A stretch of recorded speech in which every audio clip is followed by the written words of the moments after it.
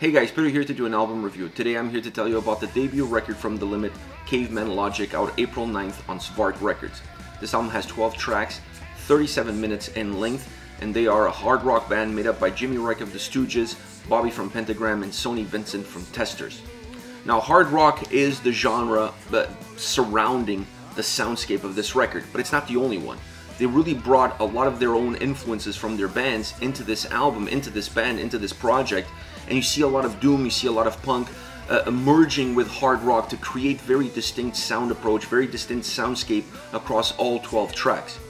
Once you get into the structure of the album, it feels like a punk record. It's very direct in its approach. It comes at you straight away. It doesn't deviate from the path, and it has a very linear and fluid style.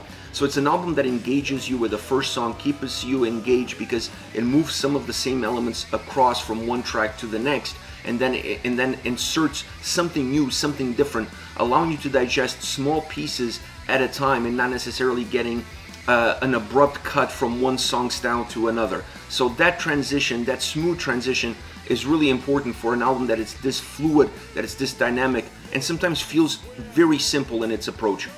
I'm not saying that it's a simply constructed record, but the way you process the album, not really having to work through any single song, just sitting back, enjoying the tracks, and letting them taking you where they need to go, that feel allows the record to feel simple, and the overall structure then plays into it because, like I said, it's straightforward motion.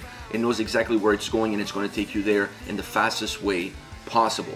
Now, once you get into the soundscape is really well defined. You can really hear all the different elements coming together in order to create the different varieties of approaches that you're going to get on this record.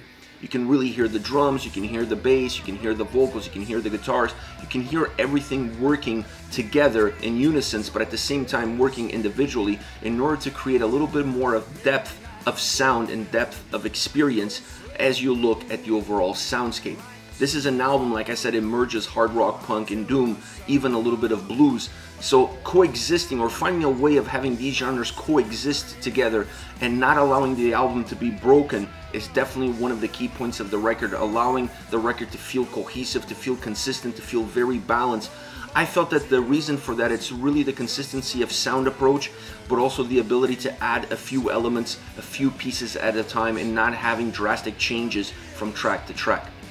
Now, within that soundscape, there are certain elements that definitely come to the forefront for one reason or another.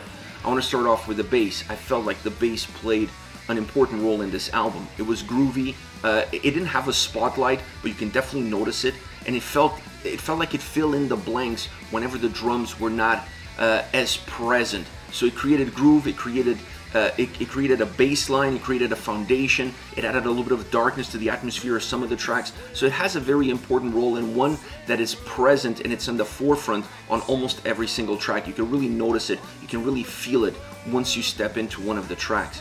Now, the drums felt a little bit flat at times. I was not expecting the drums to be overpowering. I was not expecting blast beats out of this record. That's not what I'm talking about. But I wanted the drums to have a little bit more oomph, to create more of the pillars of the record, allowing the album to have a strong bass, bringing the mood down in certain tracks would have really helped the overall experience.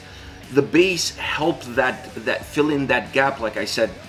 Whenever I felt like the drums were falling a little bit flat, the bass was there to really help it, to really grab it by the hand, pull it up, and allowing the song to never really fall apart. But I wanted to see a little bit more substance, perhaps a better defined sound experience as far as the drums are concerned. Once you get into the guitars are phenomenal across all 12 tracks. Really well defined, great quality of sound, great quality of approach, knowing exactly where to take the track, dictating the tempos, dictating the direction of the songs, in some cases even the atmosphere that the track has to offer, merging hard rock, punk, blues, doom, all of these elements coming together, but never really breaking apart, keeping some consistency in approach, some consistency in execution, allowing the genres to dictate the mood of the songs, but not necessarily making them feel like they don't belong together. And that was all done by the guitar work on this album, which I think is absolutely phenomenal. Last but not least, we come to the vocals.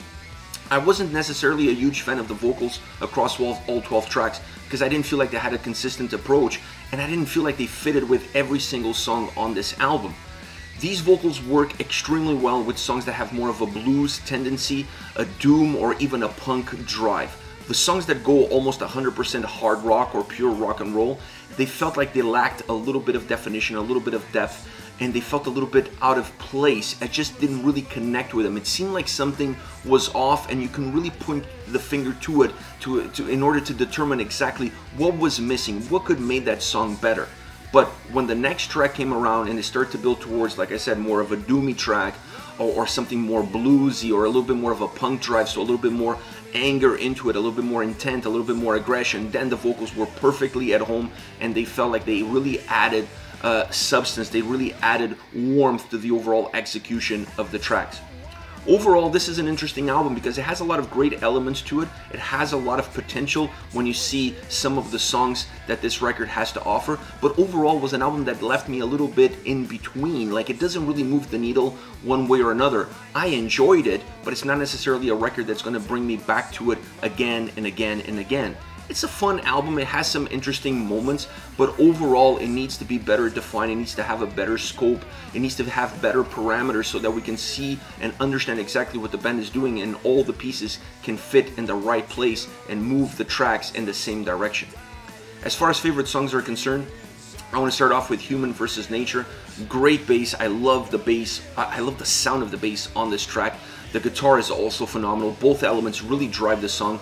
It's a doom track, has a little bit of a doom atmosphere to the way it comes across. Still has the hard rock built into it, but the atmosphere that it has is definitely an atmosphere of a doom song. It becomes very dynamic, it changes, it morphs, it evolves, it moves you along from verses to chorus extremely well. Once you get into the choruses are super catchy and hooky, and it takes that darkness to a whole new level, becoming a little bit brighter, changing the direction of the song ever so slightly, and the vocals feel right at home. This is a song that really matches the vocal style to perfection.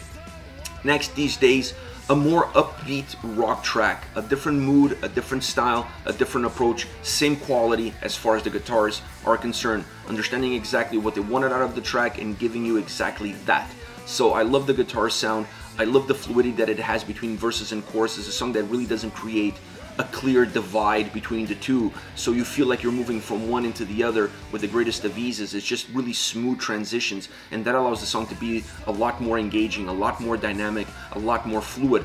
The backing vocals are a nice touch on this song. They use them throughout the record, and every time they use them, I really felt that it brought a sense of almost a live jam or a live performance to the tracks, making them even more rock, if you will. And this one is one of those songs that really has the ability to have that rock delivery, not just musically but vocally. Last but not least, Enough's Enough, a doomy bluesy track. It really merges those two worlds because it sounds very bluesy, and the way it comes across and how the guitars sound and how the vocals are perceived throughout this track, but at the same time the atmosphere that it has is one of doom. It has this doomy cloud mist that just permeates throughout the whole track.